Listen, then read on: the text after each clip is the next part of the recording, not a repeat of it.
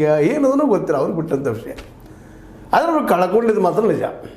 ಇದಕ್ಕೆ ಹೇಳುವಂಥದ್ದು ಯಾವಾಗಲೂ ದುಡ್ಡು ಒಂದೇ ಅಲ್ಲ, ಶ್ರೀಮಂತಿಗೆ ಒಂದೇ ಅಲ್ಲ.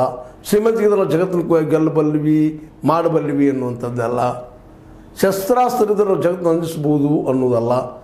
ಇದಕ್ಕಿಂತ ಮೀರಿದೊಂದಿರ್ತದೆ. ಸಮಯಕ್ಕೆ ತಕ್ಕಂಗೆ ಸರಿಯಾದ ನಿರ್ಧಾರ ತೆಗೆದುಕೊಳ್ಳೋದು ಮತ್ತು ನಾಲಿಗೆಯ ಮೇಲೆ ಹಿಡಿದು ಸಾಧಿಸುವಂಥದ್ದು. ನೀವು ನಮ್ಮ ಯತ್ನಾಳರು ಅಧ್ಯಕ್ಷ ಸ್ಥಾನ ಕಳ್ಕೊಂಡ್ರು, ಅಧ್ಯಕ್ಷ ಸ್ಥಾನಕ್ಕೆ ತಪ್ಪಿಸ್ಕೊಂಡ್ರು, BJPಯಿಂದ ಹೊರಗೆ ಹೋದರು, ಅಧ್ಯಕ್ಷ ಆಗೋದು ಆಗಲೇ ಇಲ್ಲ. ಹಿಂಗೆ ರೀ ನಾಲಿಗೆ. ಈಶ್ವರಪ್ಪನವರು ಅವ್ರ ಪಕ್ಷದ ಹೊರಗೆ ಹೋದರು ನಾಲಿಗೆಯಿಂದ. ಇವತ್ತು ಟ್ರಂಪ್ ಅವರು ಜಗದ ಶ್ರೇಷ್ಠ ಮಿತ್ರ ಭಾರತ, ಮೋದಿ ಅಂತ ಹೇಳೋದಿಲ್ಲ ನಾನಿಲ್ಲಿ. ಯಾಕೆಂದರೆ ಕೊಂಡ್ಕೊಳ್ಳೋರು ನಾವು, ಮಾಲಕರು ನಾವು.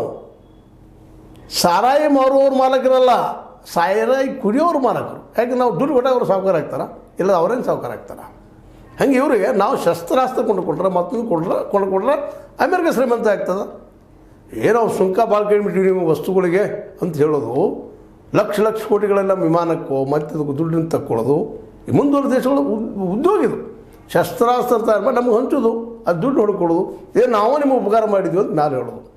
ಈ ಅಹಂಕಾರದಲ್ಲಿದ್ದಂಥ ನಮ್ಮ ಟ್ರಂಪ್ ಸಾಹೇಬರು ಭಾರತಕ್ಕೆ ನಿಜವಾಗಿ ಭಾಳ ದೊಡ್ಡ ಅಪಮಾನ ಮಾಡಿದರು. ಆ ಸಂದರ್ಭದಲ್ಲೇ ಮೋದಿಯವರು ಅನಿವಾರ್ಯ ಕಾರಣದಿಂದಲೋ ಯಾವ ಕಾರಣದಿಂದ ಮೌನ ಆದರು.